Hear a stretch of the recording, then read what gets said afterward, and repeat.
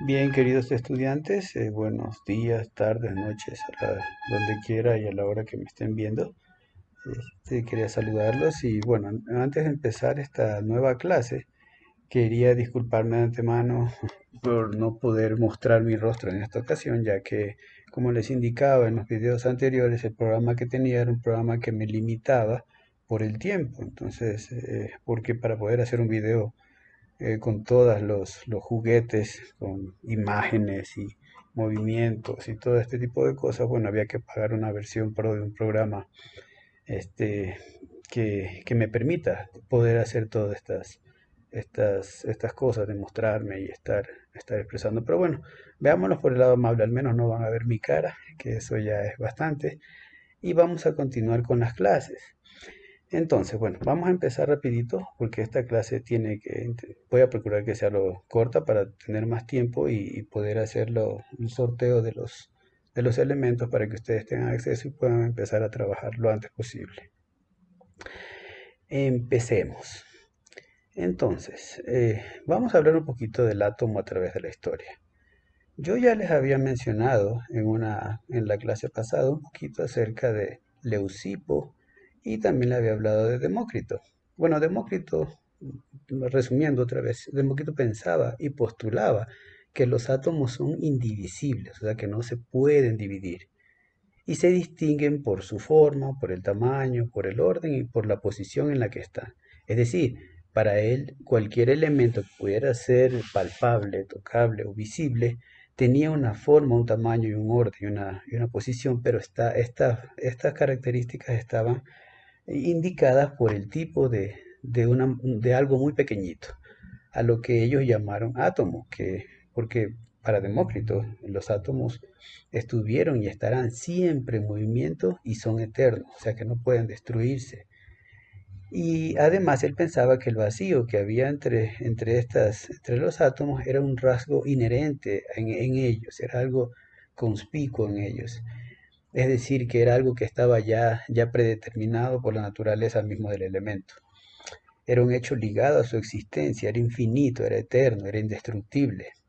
Y estos pensamientos se los transmitió también a Leucipo, que, eh, que también pensaba, Leucipo pensó que fue el primero, mejor dicho, en pensar que tal vez la materia podía dividirse en pedacitos más pequeños. O sea, si comenzaban a destruir algo grande, como, no sé, como una piedra, hasta hacerlo las partes más pequeños, molerlo, se obtenían partículas súper pequeñitas que no podían dividirse más. Y a estas fueron las que ellos llamaron átomos, que como ya ustedes ya vieron en sus conceptos, pues bueno, eso significa indestructible.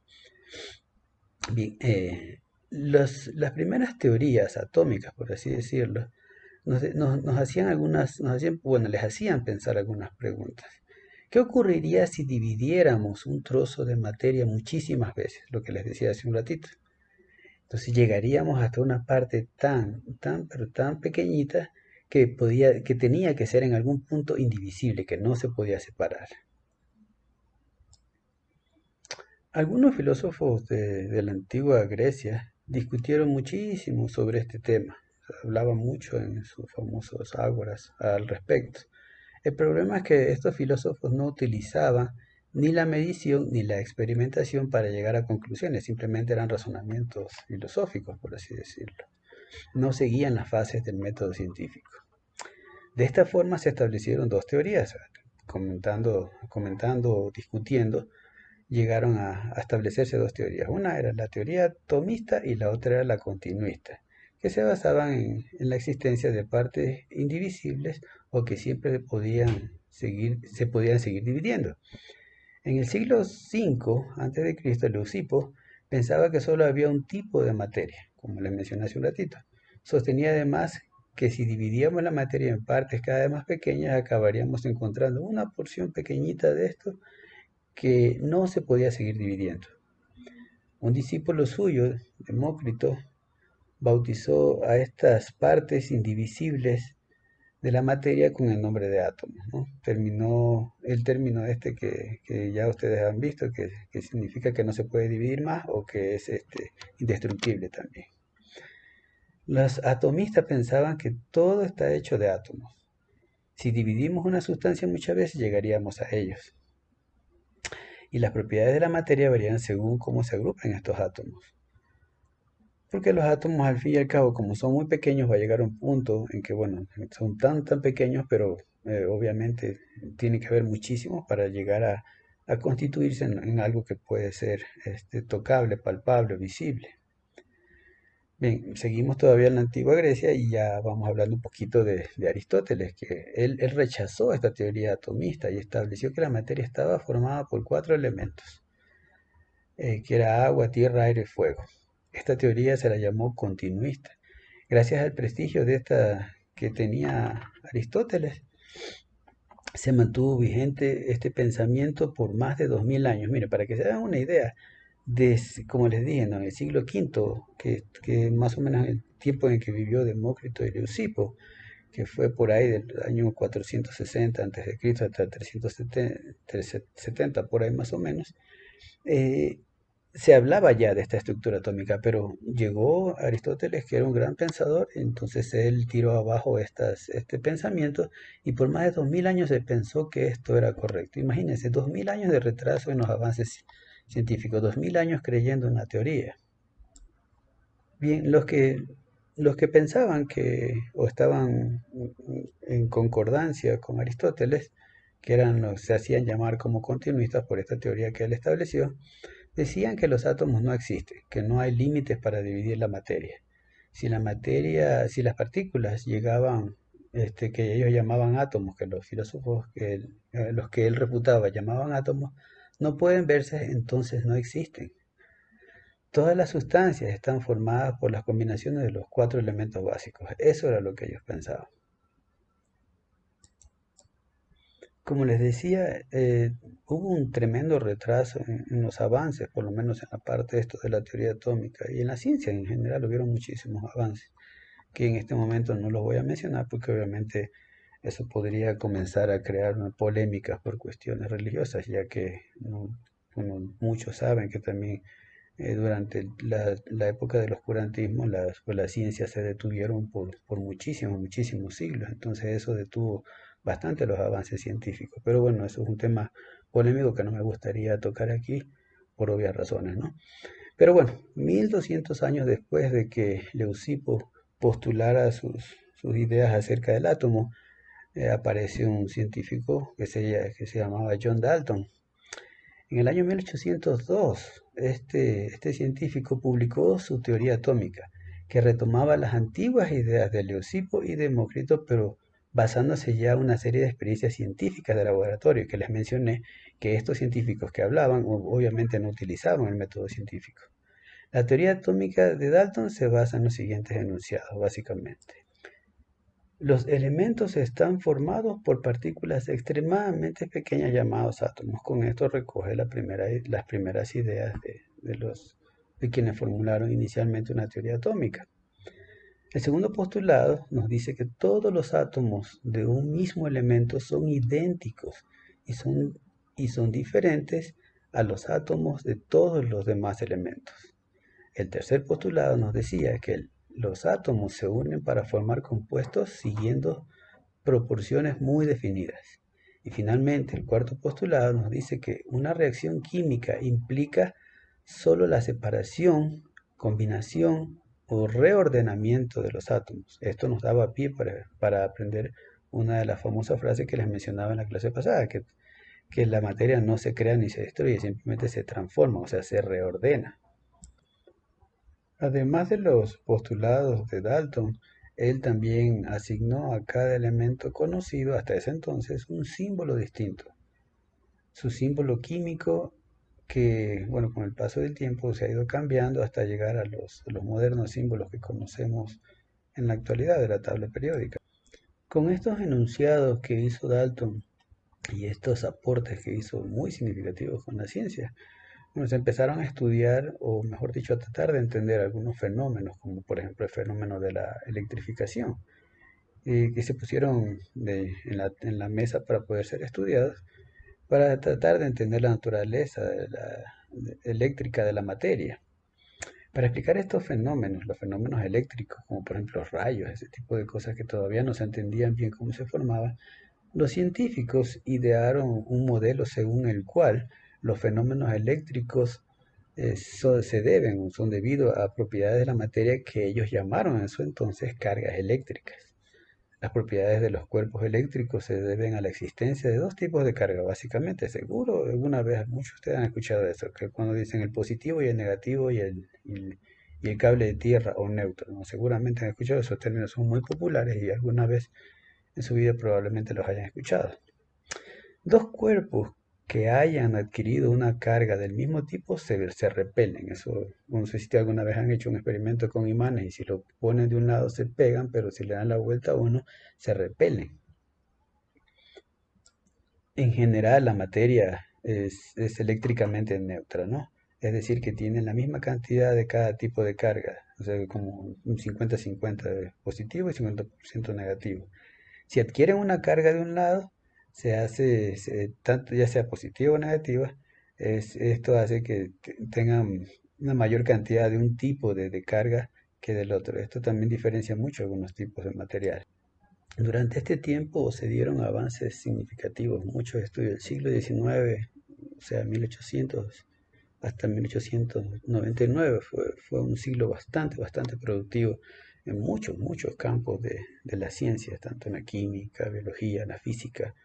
Pero bueno, como les estaba mencionando, en este siglo en particular, donde vivió Dalton y hizo sus enunciados, ya como les dije, había demostrado que la materia estaba formada por átomos y existían experiencias de fenómenos eléctricos que también acabo de mencionar, que demostraban que la materia podía adquirir una de las dos cargas, o positiva o negativa. En este sentido, las cargas eléctricas debían estar de alguna manera formando parte de los átomos. Si esto era cierto, la teoría de Dalton era errónea, ya que, ya que decía que los átomos eran indivisibles e inalterables. Como no se podían ver los átomos, y todavía es muy difícil, hasta hace poco recuerdo que sacaron una foto donde mostraron algo muy parecido a un átomo, pero todavía no existe la forma de ver los átomos, es muy complicado, porque son cosas muy pequeñitas. Pero como no se podían ver, entonces a algunos científicos se les ocurrió realizar experimentos con tubos que descargaban rayos catódicos, que son estos de aquí, que estos son los experimentos básicamente, estos de los de aquí abajo, que pueden ver aquí, son los tubos más modernos. Y este, bueno, ese es el esquema de los tubos originales catódicos. Este básicamente es el tatarabuelo de los antiguos televisores. Bien, voy a comentar una vez más estos saltos de energía de los orbitales porque es un tema que es bastante complejo de entender, ¿ok? Voy a hacer hincapié en esto, voy a volver a repetir una parte. Cuando un átomo absorbe o emite energía en forma de radiación, los electrones a su alrededor son promovidos de una órbita a otra. Si un electrón absorbe energía, pasa a una órbita mayor, alejándose del núcleo. Al emitir luego esa energía, desciende a un estado menor, más cerca del núcleo. No obstante, Bohr no era claro para explicar cómo esto sucedía, cómo ciertas órbitas y por qué habían discrepancias tan grandes entre las órbitas de diferentes átomos. En 1916, Arnold Sommerfeld propuso una modificación a este sistema atómico de Bohr. Sommerfeld decía que había órbitas elípticas además de las circulares. Estas órbitas permitían la existencia de niveles y subniveles de energía, es decir, ciertos niveles dentro de los niveles de energía donde les era permitido moverse a los electrones. 10 años después, Schrödinger, el famoso físico este que es muy conocido por el gato de Schrödinger, que sale en muchas películas y caricaturas, que sostenía que el gato está vivo y muerto por un experimento muy famoso que hizo con un átomo de cesio, un gato y una caja ahí que sí. Bueno, mejor les invito a que vean ese experimento porque es muy famoso. Bueno, él estableció el comportamiento de un átomo en términos de no definidos, es decir, probabilísticos. Schrödinger formuló que la trayectoria no definida del electrón, esta trayectoria debe sustituirse por la probabilidad de hallarlo en un espacio subatómico, tal como lo proponía el principio de incertidumbre de Heisenberg. Que esto ya estamos hablando en términos de física cuántica y no creo que valga la pena analizarlo porque es muchísimo más complicado. Heisenberg decía que no es posible conocer al mismo tiempo la posición y la velocidad de un electrón. Con esto se cambiaba la palabra órbita por la palabra orbital, ya que una órbita es la trayectoria que describe un objeto físico alrededor de otro, mientras que un orbital se define como una zona donde probablemente se encuentre un electrón en movimiento. Con esto terminamos y definimos el modelo actual de la estructura atómica. Bien, vamos a ver con más detalle acerca de las partículas subatómicas. Tenemos al electrón, tenemos el protón, tenemos el neutrón, que bueno, en este caso vamos a dar más detalles de cada una de estas partículas subatómicas, ¿ok?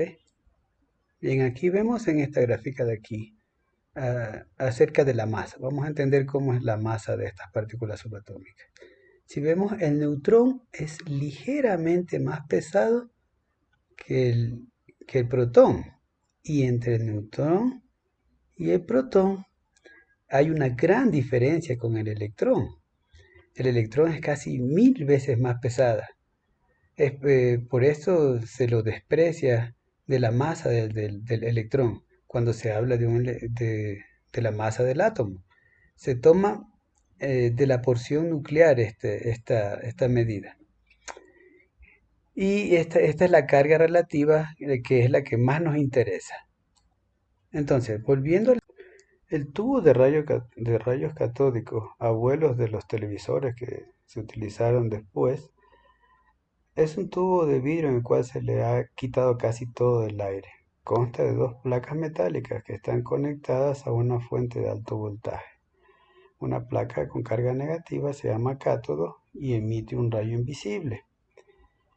Este rayo catódico invisible se dirige hacia la placa con carga positiva, llamada ánodo, que pasa por una perforación y continúa su trayectoria hasta el otro extremo. En esta parte, en el extremo del tubo catódico teníamos tres direcciones a las cuales podría dirigirse el rayo. Una era directo hacia la parte de acá, hacia arriba o hacia abajo. Y en estos experimentos lo que hicieron fue ponerles direcciones como A, B y C. Cuando el rayo alcanza la superficie de una forma especial, produce una luz brillante. En algunos experimentos se colocaron por fuera del tubo de rayos catódicos dos placas que estaban cargadas eléctricamente y un electroimán que estaba en la parte de abajo. Cuando se conecta el campo magnético y el campo eléctrico, o el campo eléctrico permanece desconectado, los rayos catódicos alcanzan el punto A del tubo, o sea, acá arriba.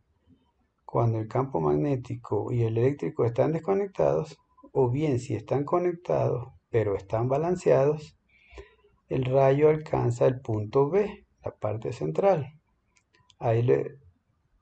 En la siguiente parte, cuando están conectados solamente campo eléctrico y electromagnético, los rayos llegan al punto C. Bien, esta descarga de luz que se producía cuando hacía los experimentos Thomson, él los llamó rayos catódicos. Su conclusión fue que estos rayos que se emitían iban desde el polo negativo hacia el polo positivo y, como les dije, los llamó rayos catódicos. Cuando se puso a estudiar estas partículas que formaban estos rayos, él observó que eran las mismas siempre, cualquiera que fuese el gas que estuviese dentro de los tubos catódicos. Por lo tanto, en el interior de todos los átomos existía una o más partículas con cargas negativas y él las llamó electrones. Y su conclusión era que los campos eléctricos podían provocar una desviación de estas cargas, ya sea positiva o negativa. Y bien, con estos resultados despertó el interés de muchísimos otros investigadores. Uno de ellos fue un físico alemán que se llamaba, bueno, su apellido era Goldstein, no recuerdo bien su nombre, pero este físico realizó algunos experimentos con los tubos de rayos catódicos, pero haciéndoles un huequito, una perforación. Goldstein observó que los rayos que atravesaban el cátodo en sentido contrario a los rayos catódicos, y él los pudo observar esto aquí, y a él le puso el nombre de rayos canales, le puso a este fenómeno. Sus estudios concluyeron que estos rayos canales que él encontró estaban formadas por partículas con carga positiva y tenían una masa distinta según fuera el gas que se estaba utilizando dentro del tubo. Esto aclaró que las partículas salían desde el núcleo, desde el centro del gas, y no de un electrodo positivo. Al experimentar con hidrógeno, él consiguió aislar estas partículas elementales positivas y las llamó protones. Y es tienen es la misma carga que el electrón, pero positiva. Hasta este punto ya se había encontrado la carga positiva y la carga negativa, como en los cables de su casa, que dicen cuál es el positivo, es el rojo y el negativo es el negro. Ahora, ¿qué nos faltaba encontrar? Pensando un poquito, sería el cable de tierra, o sea, la electricidad neutra. Bueno, mediante algunos experimentos, James Chadwick, Chadwick, me parece que es James Chadwick es el nombre. Él comprobó que la masa de los protones y los electrones no coincidían en la masa total del átomo. Por lo tanto, él supuso que tenía que haber otro tipo de partículas más. O sea, ya hasta este punto, recuerden, habíamos encontrado el electrón y el protón. Pero estos experimentos cuando se sumaban, es decir, no coincidían con la masa total del átomo. Y entonces, esa era la presunción, tenía que haber otra partícula más. Y esta partícula fue descubierta en 1932 por Chadwick, como les dije. Y esta partícula no tenía que tener una carga eléctrica, porque eso ya se había encontrado. Entonces, por eso se le puso el nombre de neutrón, o neutro, básicamente, por no tener ningún tipo de carga, ni positiva ni negativa. En esta diapositiva podemos ver la distribución de los tipos de partículas: el protón, el núcleo, el neutrón y el electrón. En esta aquí está la carga eléctrica y el neutrón tiene carga cero, que no tiene carga eléctrica, pero sí tiene masa. Entonces, como era tan pequeña la masa de los electrones, James Thomson propuso a principios del siglo XX que la mayor parte de la masa del átomo correspondía a la carga positiva y que pues, esta masa ocuparía la mayor parte del volumen atómico.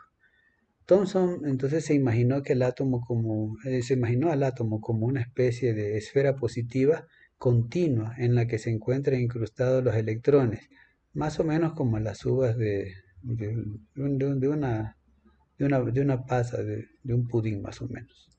Todos estos resultados que obtuvieron estos científicos físicos que estuvieron trabajando durante mucho tiempo para tratar de entender cómo era la estructura del átomo, sirvió para luego utilizar toda esta información en la descripción de los elementos dentro de una tabla periódica. Por ejemplo, aquí tenemos en la nomenclatura, para poder entender cómo es que este cuadrito que tiene la tabla periódica, qué significa cada cosa. Por ejemplo, la X en este caso, bueno, significa el símbolo del elemento. Ya más adelante vamos a ver otros ejemplos, o vamos a ver alguna cosa.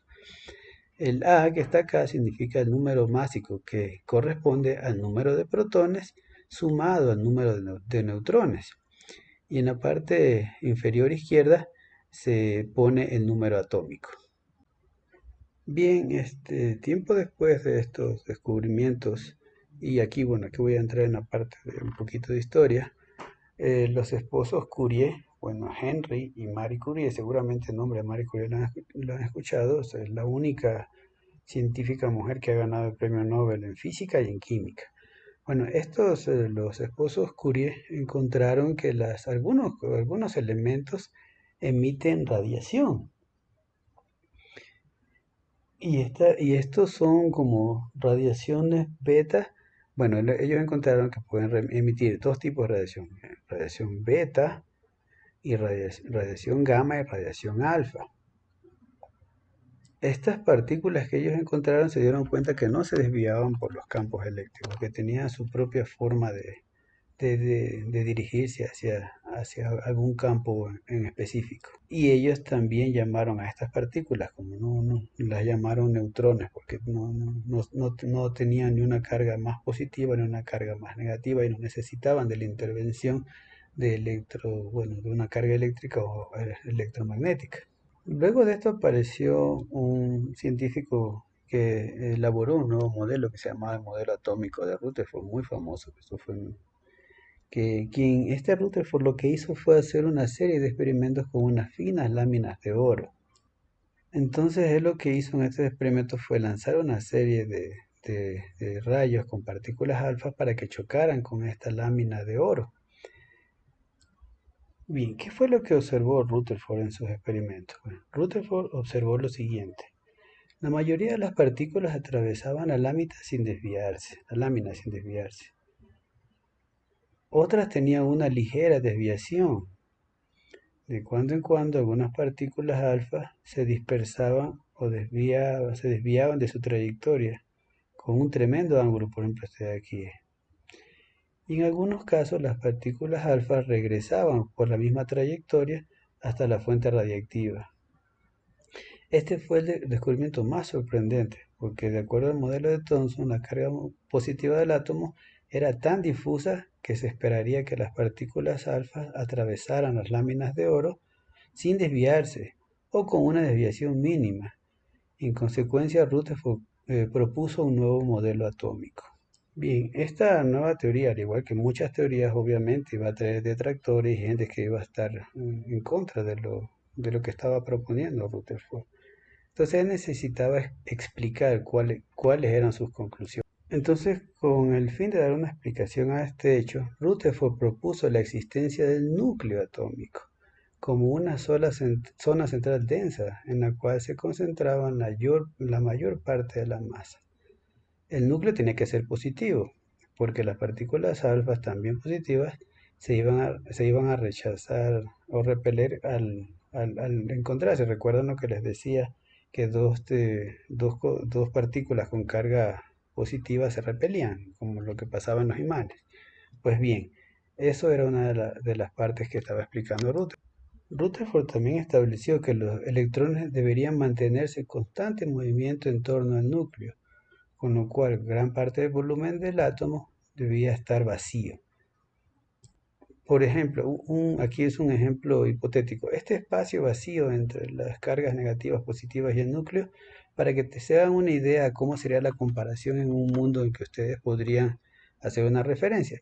Digamos que tienen un garbanzo, un frejo, y lo ponen en una cancha de fútbol, una cancha de un estadio de fútbol.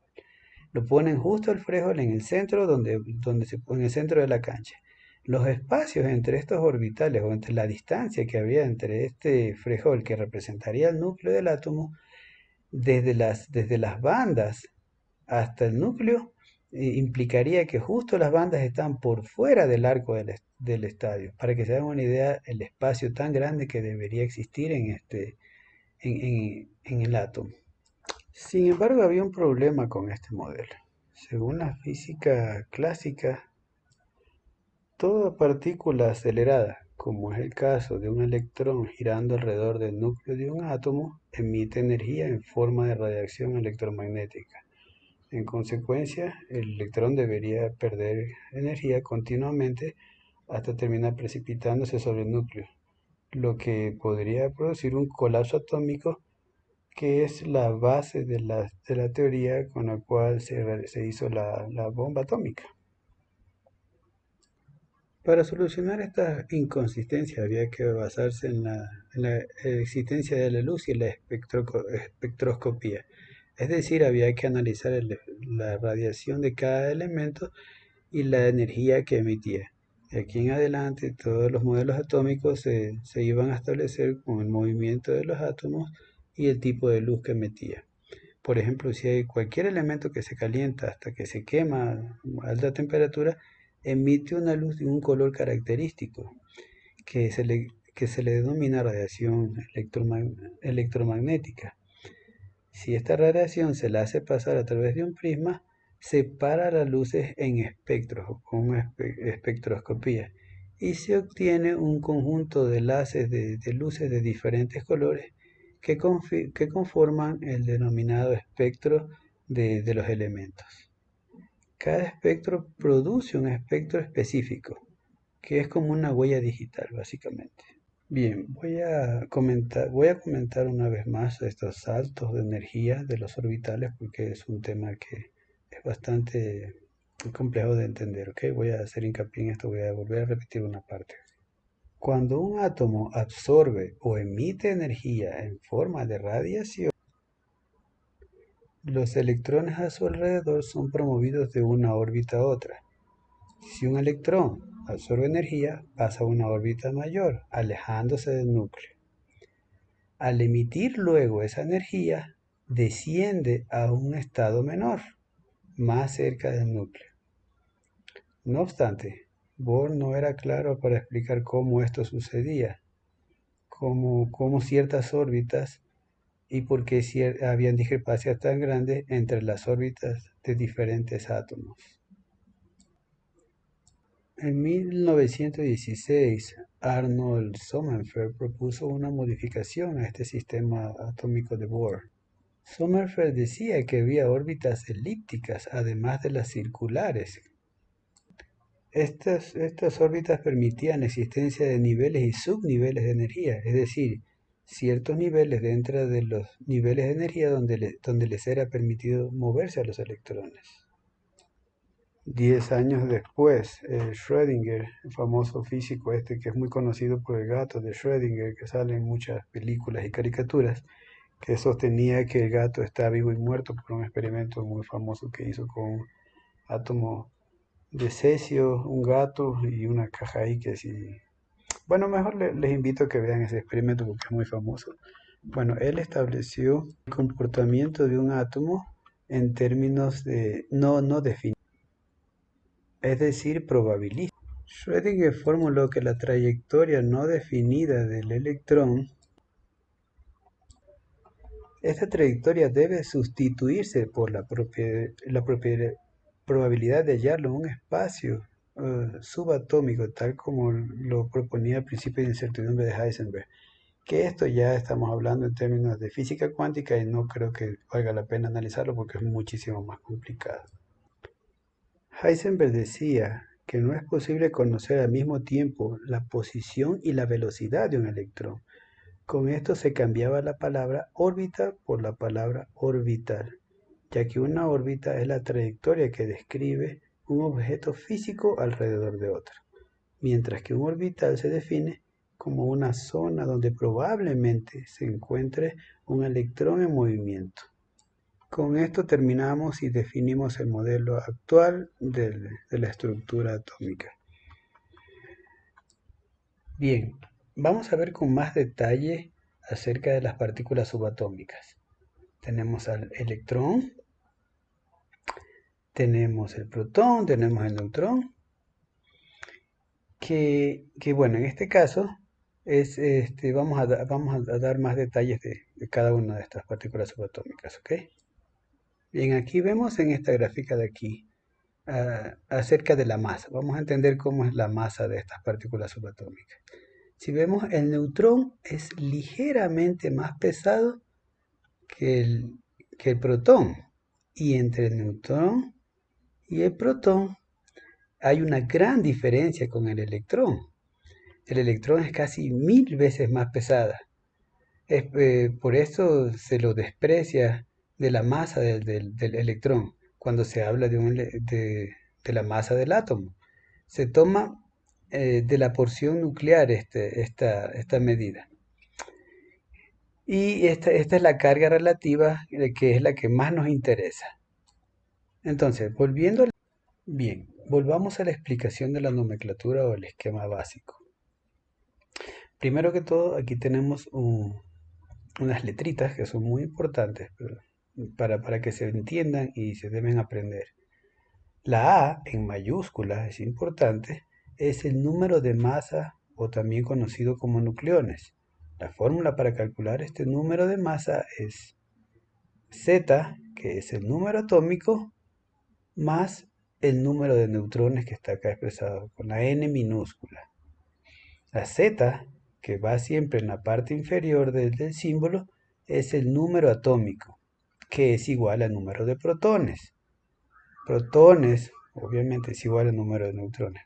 Los protones, los electrones, que generalmente van acá, cuando, cuando son iones, como en este caso, se ubican en el lado superior derecho. Y el número de neutrones es para calcular. Aquí están las fórmulas de todo lo que necesitamos saber. Aquí tenemos un átomo de helio, la representación de un átomo de helio. Vemos que hay 4 partículas subatómicas. Entonces, como tenemos 4 partículas subatómicas, este es el número total o la suma del número de la masa con el número atómico. Entonces, tenemos 4 partículas subatómicas, automáticamente se ponen en la parte superior de acá, en la parte izquierda. En la parte inferior va siempre el número atómico, que es también nuestro número más importante para lo que necesitamos saber para el futuro. Este número atómico, recuerden que es igual a P, o que es lo mismo que el número de protones. Entonces, tenemos 2 protones. Estos 2 protones se colocan inmediatamente acá en la parte inferior. Si quiero calcular el número de neutrones, es fácil. Vemos que tenemos 4 partículas subatómicas. Entonces le resto el número de protones, que es 2. Y entonces me queda 2. Lo mismo entonces, la n de neutrones es 2 para la información que necesitamos. Si es que nos piden esta información para algún ejercicio. El número de masa, o sea, la Z, que es la que se pone acá, o un número atómico, un número de masa, es igual a P, el número de protones. Siempre va a ser igual. Quiero hacer hincapié en esto, ¿no? El número de electrones como en este caso, es un número neutro, es un átomo neutro, es decir, que no se ha mezclado con otros compuestos, no tiene nada acá, eso quiere decir que es un átomo neutro. El número de neutrones siempre va a ser igual a P, igual a E, igual a Z. Entonces, obviamente el número de electrones aquí también va a ser 2.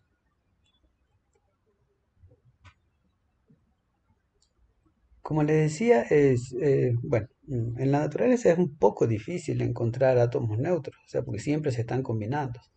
El mejor ejemplo de esto es la sal común, la sal de mesa, que combina 2 compuestos, que es el cloro y el sodio. Cuando estos compuestos se combinan, pierden o ganan electrones. Que aquí es importante, ¿no? Este es un átomo neutro. Si cuando un átomo neutro pierde electrones, se carga positivamente y se los llama cationes. Es importante que entienda esto. Cuando ganan electrones, se cargan negativamente y se llaman aniones. Cuando esto pasa, se los llaman ya iones. Esto ya cambia de esto porque ya ha ganado o perdido electrones. Entonces ya no es un compuesto neutro. Cuando esto pasa, como les digo, ya se los llama iones. Una vez que se ha convertido en iones, estas fórmulas cambian. Cambian un poquito en realidad, no cambian mucho. Cuando se convierten ya en iones, en este caso, que ya están combinados, y aquí ya se puede ver un símbolo adicional que no estaba acá. En los iones, las representaciones A y Z, por ejemplo, cambian un poquito y se representan con aquí solamente se representan con una X, que me indica si el anión, si es un anión o es un cation, porque si es un anión o un cation. Todo es igual, excepto que para calcular el número de electrones, el número de electrones que se calcula aquí, hay que hacer algo. Lo que hay que hacer es tomar el número de protones, recuerden que también lo mismo que está acá es igual, tomar el número de protones, o el número atómico, como quieran ustedes llamarlo, y se le resta de los electrones, ¿ok? Porque habíamos perdido electrones. Se le resta porque hemos perdido electrones. Y en un anión se le suma porque habíamos ganado electrones. Recuerden esta relación es importante. Y con esta información, bueno, ya estamos listos para un par de ejemplos. Bien, a ver, déjeme ver aquí, necesito escribir. Creo que con este puedo escribir. Pero vamos a ponerle una línea negra, ¿ok? Déjeme ver si puedo escribir. Sí, sí puedo escribir. Ahora, ¿cómo lo borro? No sé cómo borrarlo. Pero bueno, vamos, aquí está. Ok, listo, bien. Utilizando estas nuevas herramientas también para tratar de explicarles a ustedes, muchachos. Bueno, aquí nos pide el número atómico. El número atómico que nos está pidiendo aquí, que siempre va a estar en este lado de acá, el número atómico siempre va a ser este de aquí. Entonces aquí el número atómico es 11. ¿Ok? El número de la masa o nucleones es este de aquí. Entonces el número de nucleones va a estar acá, 23. Qué feo que se escribe esto. Este es un átomo neutro. Vamos a regresar un poquito porque quedó feo ahí. Entonces aquí teníamos 11, teníamos 23. Uy, qué feo. Este es un átomo neutro porque no tiene nada acá, ¿no? Entonces no sabemos todavía, pero recuerden que los electrones era igual a P igual a Z. Entonces, P es Z, entonces este aquí va 11. Y obviamente también protones también va 11. ¿Cómo calculábamos el número de electrones? Perdón, el número de neutrones. No sé si dije neutrones, ahorita ya me confundí. ¿Cómo calculábamos el número de neutrones? Entonces teníamos el número total, el número de nucleones, que es 23. Ay, me perdió el lápiz. ¿Dónde está acá? 23. ¿Qué es esto? Menos el número de protones, que era 11. Menos 11. Nos da igual a 12 aquí entonces. Y aunque se borró todo, esto es una vaina. Entonces aquí vamos de nuevo recorriendo. 11. 11. Los nucleones 23. Y número atómico 11. En el siguiente ejemplo tenemos carbono. Nos está dando el número de nucleones. Entonces ya sabemos que ese número de nucleones va acá. 12. ¿Cierto? Listo. ¿Cómo sabemos el número atómico? Recuerden que, y nos está dando los electrones. Recuerden que los electrones, P es igual a Z, es igual a E. Entonces aquí es 6. Otra vez se me perdió el lápiz. Caray. ¿Dónde está el lápiz? Con negro. Está así.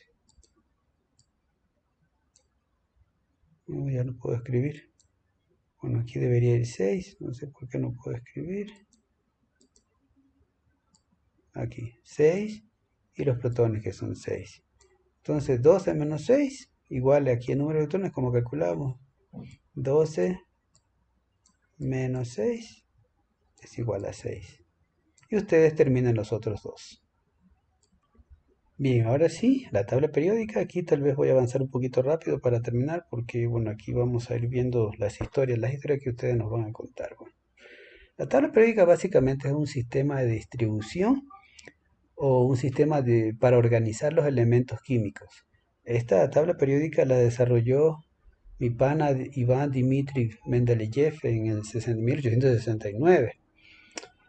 Esta creación lo hizo como un sistema que había sido establecido. Bueno, si alguien se tomó el tiempo de leer el libro que les dije, van a leer también un poquito también ahí de la historia de esta tabla. Pero yo voy a resumírselo rápidamente. Varios otros químicos intentaron establecer una tabla, un sistema para ordenar los símbolos. Por ejemplo, estaba Lavoisier, estaba Daubigny y también estaba Newland, si mal no recuerdo. Ya habían planteado estos tres diferentes tipos de modelos, pero todos terminaron por ser descartados por una u otra razón. Pero cuando ya apareció Iván, mi pana, lo que él presentó se convirtió en una revolución impresionante por lo bien estructurado que estaba.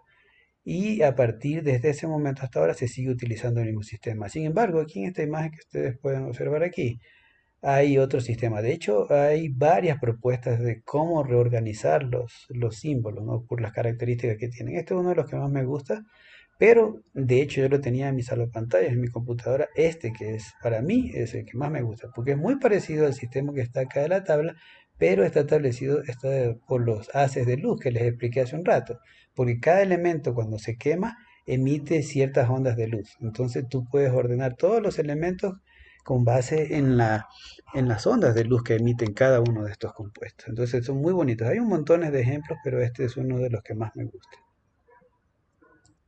Bueno, la revolución que hizo que esta tabla, la de Mendeleev, sea tan famosa, o sea, una revolución, es que él comenzó a ordenarlos de forma creciente respecto a su peso atómico y al mismo tiempo estuvieron agrupadas según características o propiedades similares, siguiendo un patrón periódico. Por eso se llama tabla periódica. Estas semejanzas se producen entre los distintos elementos que se encuentran en la misma columna y eso permitía predecir las propiedades de los elementos que aún no habían sido descubiertos y para los que Mendeleev dejó unos huecos en blanco que después se fueron rellenando con el paso del tiempo y con nuevos descubrimientos.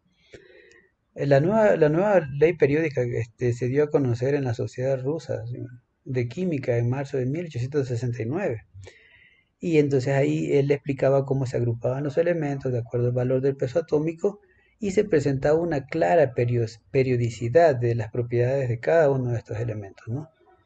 Este primer diseño que hizo Mendeleev incluía 70 elementos químicos conocidos hasta ese entonces y ganó muchísima popularidad cuando se descubrió el galio, que cumplía con las características de peso y propiedades que Mendeleev había predecido que cuando se encuentre iban a tener. Entonces él predijo ya el descubrimiento del galio, del germanio. Entonces fue como, wow, sí, un súper descubrimiento lo que había hecho, ¿no? ¿Cómo fue que comenzó a estructurar esta tabla, ¿no? A los que estaban de forma vertical, él los llamó grupos, que cumplían ciertas características de esta manera, y a los que estaban de forma horizontal los llamó periodos.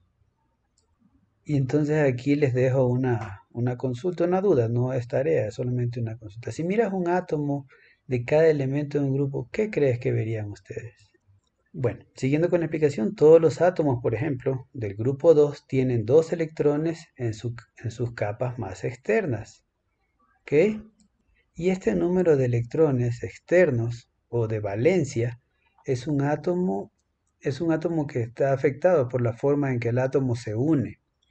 La forma en que el átomo se une determina muchas propiedades del elemento. Es por eso que los elementos dentro de un grupo generalmente tienen propiedades similares. Por ejemplo, berilio, magnesio, calcio, estroncio, bario y radio tienen propiedades muy similares, estos que son no metales, por ejemplo. Por otra parte, si ustedes pudieran observar un átomo en cada elemento en un periodo, ¿qué creen que verían? En este caso, en este ejemplo de aquí, el periodo de cuatro átomos, en el periodo de cuatro átomos, cada uno tiene cuatro capas que contienen electrones. Si se fijan bien en los orbitales, cada uno tiene cuatro capas con electrones. Por ejemplo, aquí hay uno, en la capa 4, 3, 2, 1. Y también tenemos dos en la cuarta capa. Y en este acá, en el criptón, por ejemplo, tenemos 1, 2, 3, 4, 5, 6, 7, 8, por ejemplo. Pero todos tienen electrones en la cuarta capa. Cada grupo tiene propiedades distintas. La tabla periódica se divide en varios grupos según propiedades, que se diferencian básicamente entre metales y no metales. Entre los metales están los metales alcalinos o metales alcalinoterrios.